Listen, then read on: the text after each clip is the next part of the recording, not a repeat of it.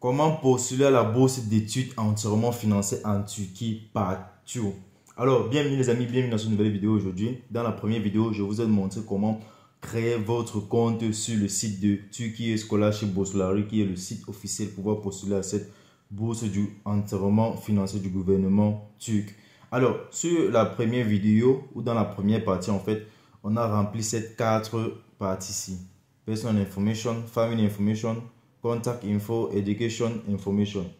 Donc les amis, allez regarder la première vidéo pour déjà être informé sur ces différentes parties qu'on a remplies. Je vous mettrai le lien de la première partie dans la partie description et la partie commentaire. Donc allez tout bas là, vous allez voir le lien de la première partie de cette bourse d'études. Alors sans plus tarder les amis, on va continuer. Là maintenant aujourd'hui, on va poursuivre les différentes autres étapes qui est la langue et les détails. On clique là. Bon, déjà pour vous, je vais traduire le site en français. Je crois que ça serait mieux pour vous. Moi, je n'ai aucun problème avec l'anglais. Depuis là, je travaille même qu'en anglais. Alors, on dit langue maternelle. Vous allez mettre votre langue maternelle là. Vous allez sélectionner, je ne sais pas quelle langue vous parlez. Mais vous allez chercher là. C'est peut-être sur le français. Bon, moi, je vais chercher F. Ma langue maternelle sur le français en fait, langue du pays. Voilà, on va prendre la français. Vous mettez la langue, non, ça n'a pas pris français, ça a pris quelle langue? Français. Voilà, French, français, langue française. Donc vous choisissez cela pour vous, hein, indépendamment de ce que vous parlez comme langue maternelle. Autre compétence linguistique, ça veut dire maintenant si vous parlez d'autres langues à part le français. Bon, moi, normalement, comme langue maternelle, je pourrais même mettre l'anglais parce que je n'ai pas de problème avec l'anglais. On cherche maintenant ici English. Anglais, oui. Bon, je vais descendre.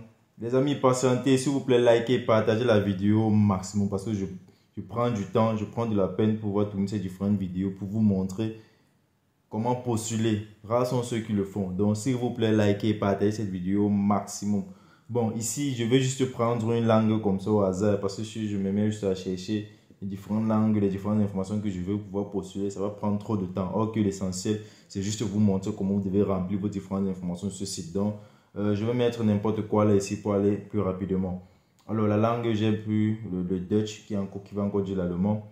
Le niveau, tu choisis en fait le niveau dans lequel tu as avancé dans cette langue. Si tu as avancé, tu prends avancé. Si tu es un débutant, tu prends débutant. Si tu es intermédiaire, donc qui parle, bon, normalement, dans la vie réelle, tu prends intermédiaire en fait. Dès que tu as fini de choisir, tu cliques sur sauvegarder.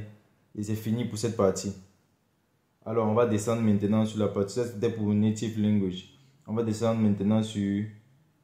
Et ici, vous pouvez encore augmenter. Donc, vous pouvez mettre plusieurs langues. Cliquez sur ce bouton. C'est là, on venait de mettre comme langue, autre langue. On a pris l'allemand, le Dutch. Et on a pris le niveau intermédiaire. Donc, si vous parlez d'autres langues, vous pouvez juste ajouter. On va descendre sur Turkish Language Skill. Do you speak Turkish? Oui, moi je parle un peu intermédiaire. Bon, pas intermédiaire, débutant. Do you have a certificate of Turkish language? No, I don't have.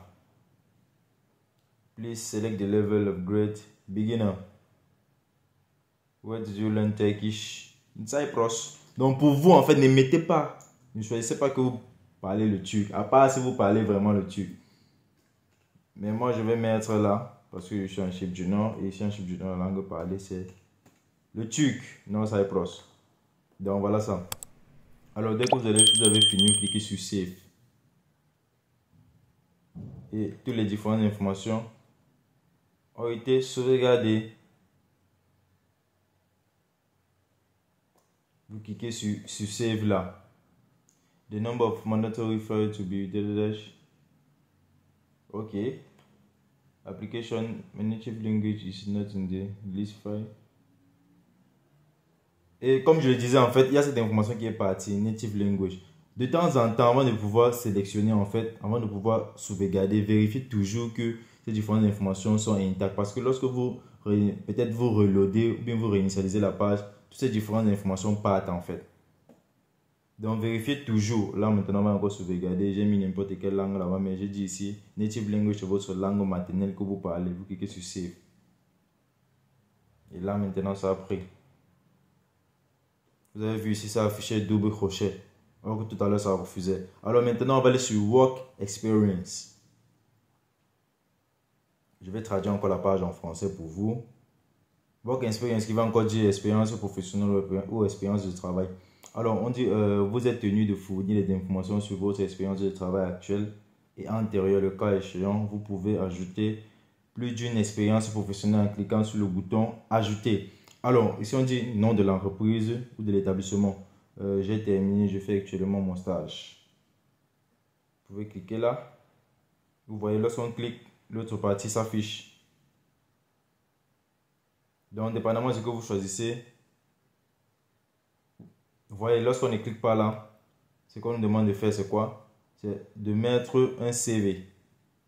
Là, maintenant, il faut mettre un CV. Maintenant, si tu dis j'ai terminé ou je fais actuellement un stage, lorsque tu cliques dessus, ça veut dire que tu as déjà fait un stage par le passé ou que tu fais un stage maintenant. Tu vas cliquer là-bas, nom de l'entreprise, sujet du stage, etc. Que sur ajouter. Vous allez mettre le pays. Vous avez passé, vous avez fait ce stage. Moi, je vais prendre n'importe quoi. Vous allez mettre le nom de l'entreprise. Bon, je vais aussi mettre là n'importe quoi. Le sujet du stage. Moi, je vais aussi mettre n'importe quoi là. Mais vous, mettez vos différentes informations. La durée, peut-être c'est 6 mois. Vous entrez la durée. Ici, ce sont des chiffres. C'est juste 2 caractères qu'on peut mettre en fait, les amis. Bon, là, peut-être j'ai mis 6. Alors, on clique sur sauvegarder. Et c'était bon. Maintenant, ici, vous devez mettre votre CV. Bon, là, pour ce CV-ci, il y a une manière d'écrire les CV pour les bourses d'études, les amis. Donc, à propos de cela, j'offre un accompagnement. Contactez-moi si vous voulez postuler pour cette bourse et que vous voulez très bien faire les choses. Bon, le format du fichier que j'ai mis ne prend pas. Ça doit être un document PDF en fait. Bon, je vais mettre juste une image ici parce que les images passent partout. Là, c'est juste un exemple en fait que je vous montre. Mais chez vous, ne faites pas ce que je suis en train de faire. Je vous montre juste comment remplir vos différentes informations. Alors, Work Experience a déjà coché ici là. Donc, c'est bon. On a fini avec cette partie-ci. On va aller sur Academic Qualifications. Les qualifications académiques, on va traduire encore la page en français. Ici, il dit Some university and programs.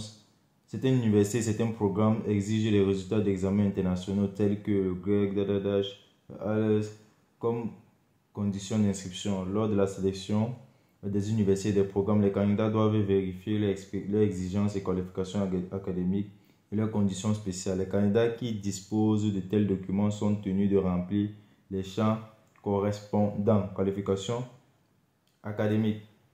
Alors ici, on dit le nom de l'examen. Par exemple, si tu as fait l'un de ces différents examens sur la liste,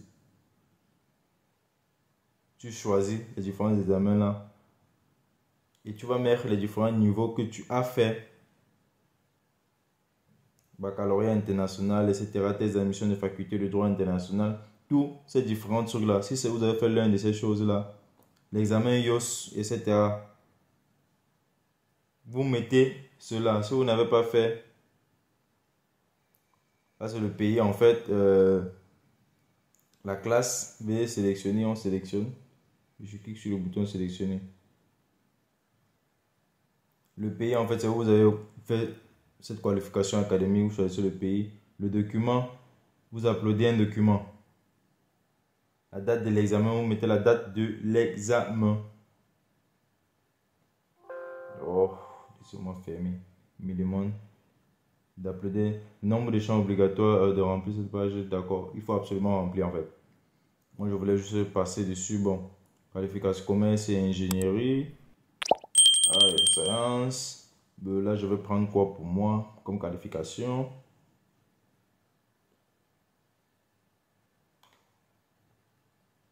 Alors, je vais prendre ceci parce que je fais informatique.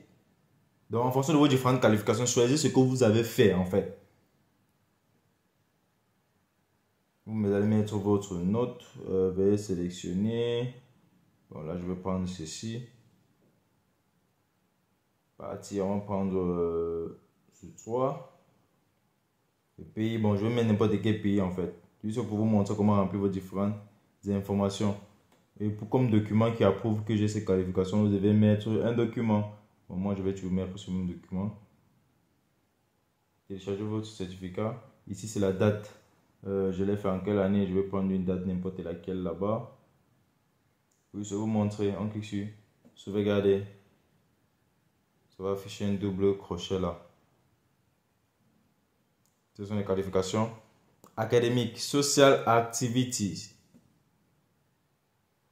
Alors, ici, j'espère que vous comprenez très bien ce que veut dire social activities. Activités socio-culturelles, prix, projet, certificat, activités peut-être de bénévolat, etc. Si vous avez fait ces différentes activités, vous mettez. Si vous n'avez pas fait, ici on parle de prix, projet, certificat, bourse. Si vous avez eu des bourses à l'école, en fait, certains étudiants qui ont eu des bourses durant leurs études, qui ont fait peut-être des projets, etc. Je ne sais pas, qui ont eu des prix, des certifications. Vous mettez tout cela là-bas. Pour ceux qui n'ont pas eu activités de bénévolat, si vous avez fait des activités de bénévolat, vous allez mettre, ici on demande quoi? Le nom de l'institution organisation dans laquelle vous avez travaillé. Vous mettez le nom de l'organisation ou l'institution. Vous mettez le nom, en fait, inscrivez les activités bénévoles auxquelles vous avez participé. Bon, vous mettez encore monsieur le nom de l'activité bénévole, la description, en quoi ça consistait, etc. Dès que vous avez mis ces différentes informations, vous sauvegardez. Et ici, en fait, je crois quand même que parmi vous, certains ont déjà obtenu l'un de ces différents éléments aussi, en fait. Ils ont obtenu un prix, soit ils ont fait peut-être un projet d'études, soit ils ont obtenu un certificat, soit une bourse. Donc, vous cliquez sur peut-être, moi je vais prendre projet. On va demander quel projet, le nom du projet, la date. Je vais prendre aussi la date. Ok. L'institution, vous mettez le nom de l'institution. Ici, on va vous demander le certificat. Vous choisissez award, projet en fait, parce que j'ai choisi projet. Vous allez préciser projet. Donc, les amis, postuler à cette bourse, ça prend vraiment du temps. Et ce n'est pas obligé que tu viennes directement en ligne, comme ça tu postules directement. Non, ce n'est pas obligatoire. Tu dois postuler pas à pas, prendre du temps. Alors, tu vas uploader le document. Donc, lorsque tu viens pouvoir postuler, qu'on demande un document, tu peux préparer ce document avant de venir postuler. C'est pas que c'est quand tu vas postuler que tu vas mettre les documents directement au hasard. Non. Il faut prendre du temps pour pouvoir postuler, les amis. Alors, je vais prendre n'importe, je vais prendre celui-ci encore parce que c'est le document qui passe le plus là-bas facilement. Mandatory, quelle partie que j'ai pas? Oh, la description, il faut donner une description. Ok. Vous allez donner la description du projet, etc. Vous voyez, c'est obligatoire. Si tu n'as pas la description, tu ne peux pas continuer. Dès que tu donnes la description, c'est bon. Ça, c'est social activity. Turkey experience. Expérience de Turquie. Are you in Turkey now? Have you ever been to Turkey? Non. Bon, ça c'est pour edit, pour pouvoir modifier. Have you in Turkey now? No. Bon, si tu as déjà été en Turquie, tu cliques sur yes. On va te demander les différentes raisons, etc. Turkey experience. Please specify how you learn about this scholarship. Tu vas dire comment tu as appris à propos de scholarship. Advertisement, announcement, radio, télévision. Si tu vois ça à travers la chaîne YouTube, juste clique sur advertisement. Mais c'est pas vraiment de la publicité que je suis en train de leur faire, non. C'est de l'aide en fait. J'ai vu une opportunité, je vous partage cette opportunité. C'est pas juste que je suis en train de faire de la publicité de la bourse du gouvernement turc parce qu'ils ne me payent pas pour ça. Donc c'est un peu ça. Alors on dit, do you have a relative who is currently or was privileged in a holder of the Turkish scholarship? Ici on demande si vous avez quelqu'un ou un aîné qui a déjà obtenu cette bourse, ou un relatif en fait, ou quelqu'un que vous connaissez qui a déjà obtenu cette bourse. Si c'est oui, vous cliquez sur oui. Si c'est non, vous cliquez sur non. Do you have any relative living in Turkey? On demande si vous avez quelqu'un qui vit en Turquie. Si c'est oui, vous cliquez sur oui. C'est non, vous cliquez sur non. Alors lorsque vous cliquez sur oui, en fait, sachez comment vous demander les différentes informations de cette personne-là en fait.